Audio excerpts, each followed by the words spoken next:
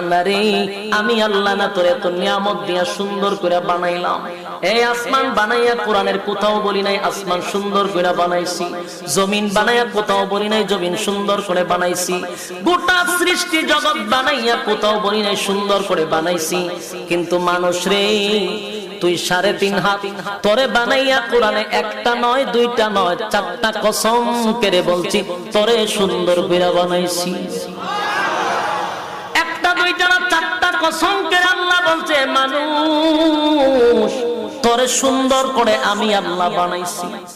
والتين تين ফলের কসম, والزيتون زيتون ফলের কসম, وطور سينين সিনাই পর্বতের কসম, وهذا البلد الأمين পবিত্র মক্কা নগরীর কসম।